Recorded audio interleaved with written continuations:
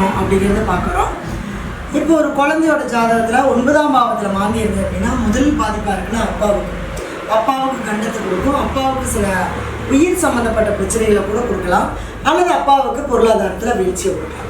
சொல்லுவாங்க, நல்லா இருந்தாங்க, இந்த குழந்தை பிறந்ததுக்கப்புறம் என்னுடைய லைஃபே டோட்டலாக மாறி போச்சு, என்னுடைய வளர்ச்சியே போச்சு, என்னுடைய பொருளாதாரம் எல்லாமே போச்சு, என்னோட தொழில் அப்படியே சரிவடைஞ்சிருச்சு, அப்பா அப்படிங்கிறவர் ஒரு அட்ரஸ் இல்லாமல் இருக்காரு. இது எல்லாமே 9ஆம் இடத்துல மாந்தி இருந்தால் கண்டிப்பாக அப்பாவுக்கு பாதிப்பு கொடுத்தே தெரியும். சரிங்களா? ஃபஸ்ட்டு பொருளாதார இழப்பு யாருக்கு? அப்பாவுக்கு. அப்போ நம்ம பிறந்து நம்ம அப்பாவை வளர்த்துக்க மாட்டோம். சரி, நம்ம அப்பா ஆயிட்டோம். அப்போவும் இந்த 9ல் மாந்தி இருந்தா நம்ம அப்பா வேணாலும் நம்ம குழந்தைங்களோட அண்டர்ஸ்டாண்டிங் சரியா இருக்கு. அது ஆணுடைய ஜாதகம் கண்டிப்பாக 100% நம்ம எடுத்துக்கலாம். ஏன்னா இவர் அப்பாவாகிறது 9ஆம் இடம் தானே. அப்போ இவர் அப்பாவான உடனே என்னவாகும்? அந்த குழந்தைங்களுக்கு அந்த கர்மா தொடங்குது.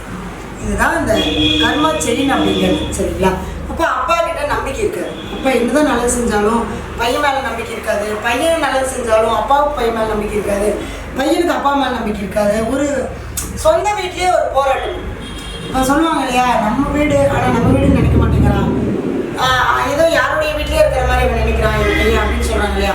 அந்த மாதிரியான விஷயங்கள் எல்லாமே இந்த 9ஆம் இடத்துல மாந்தி கொடுக்கும். சரிங்களா? சொந்த பந்தமே இருந்தாலும் சரி, இவர் வெளியூரில் போய் வீட்டை விட்டு வெளியூர் வெளிநாடு இந்த மாதிரி இடங்களில் போய் தனியாக கஷ்டப்பட்டு இருக்க மாதிரியான விஷயங்களை தான் இந்த மாந்தி பகவான் 9ஆம் இடத்துல கொடுக்குறாங்க. சரிங்களா? அதே மாதிரி பார்த்தீங்கன்னா இவங்க 9ஆம் இடத்துல மாந்தி இருந்தால் பொது சேவையில் ஈடுபடுவாங்க. ஆனால் அந்த பொது சேவையில் கெட்ட பேர் வந்துடும். இவங்க நேர்மையாக தான் இருப்பாங்க, இவங்க கரெக்டாக தான் இருப்பாங்க, எல்லா விஷயமே இவங்க கரெக்டாக தான் செய்வாங்க. ஆனால் என்ன ஆயிடும்? இந்த கெட்ட பேர் அவமானம் அப்படிங்கிறது தானாக வந்துடும். அதுவும் கடவுள் சம்மந்தப்பட்ட 9ஆம் இடத்துல மாந்தி இருந்தால் இந்த கோயிலுக்கு போய் முன்னாடி நிற்கிறது, கோயிலுக்கு போய் ஒரு பதவி வாங்கிட்டு நான் அந்த இடத்துல நான் தர்மகர்த்தா வாங்கிக்கேன், நல்ல ஒரு நிர்வாகத்தில் இருக்கிற இந்த மாதிரியான விஷயங்களுக்கு என்ன பண்ணக்கூடாதுங்க? போகவே கூடாது. போனால் அதனால நமக்கு கெட்ட பேர் தான் வரும். அதே மாதிரி கடவுள் மேலே நம்பிக்கை இருக்காது, கடவுளை குறை சொல்லிகிட்டே இருக்காது, கடவுளை திட்டிகிட்டே இருக்காது, கடவுளை பின்னாடி பேசாது. இந்த மாதிரியான விஷயங்கள் எல்லாம் இந்த 9ஆம் இடத்துல மாந்தி இருந்தால் கண்டிப்பாக கொடுக்கும். எனக்கெல்லாம் தெரியும், நான் தான் எல்லாமே அப்படிங்கிறது. அடுத்தது 9ஆம் இடம் பாக்கியஸ்தானம். நாம் சம்பாதிக்கிறது போது நம்ம அனுபவிக்க முடியாது. 9ல் மாந்தி இருந்தால் நம்ம சம்பாதிச்சு வைப்போம், எவனும் அனுபவிப்பான்.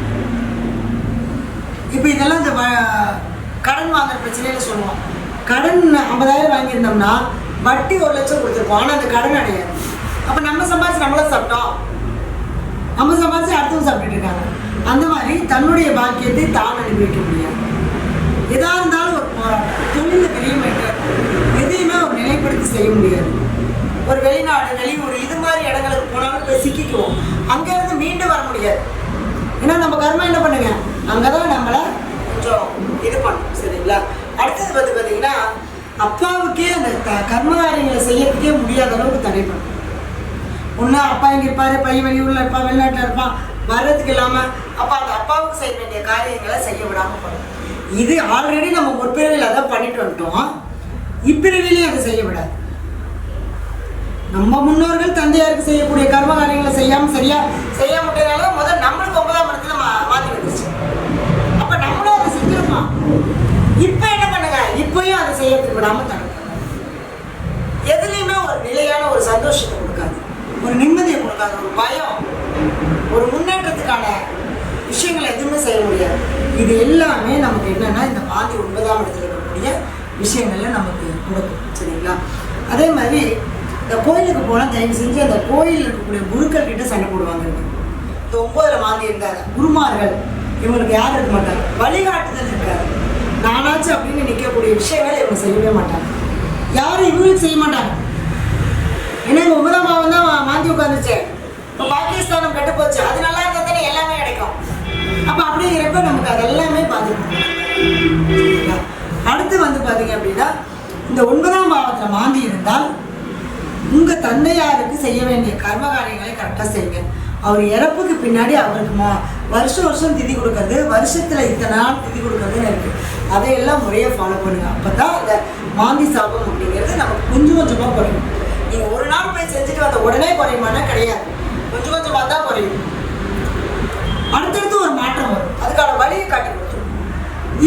இவங்க என்ன பண்ணணும்னா அப்பா இருந்தால் அப்பாவை கூட்டிகிட்டு போய் மயானத்தில் ஒரு மாலை ஒரு துணி வாங்கி போட்டு தேங்காய் பழம் உடைச்சி வச்சு ஒரு படையல் மாதிரி போட்டு பொரியலில் பொரி கடலை அவள் கல்கண்டு நாட்டு சக்கரை பேரிச்சம்பழம் இதெல்லாம் வச்சு ஒரு கற்பூரம்பத்தை வச்சு சாமி கும்பிட்டுட்டு அந்த அங்கே இருக்கக்கூடிய வெட்டியார்கிட்ட ஒரு 100-200 கையில் கொடுத்துட்டு இதை அப்படியே அவங்க எடுத்துக்க சொல்லிட்டு நீங்கள் வந்துடணும்.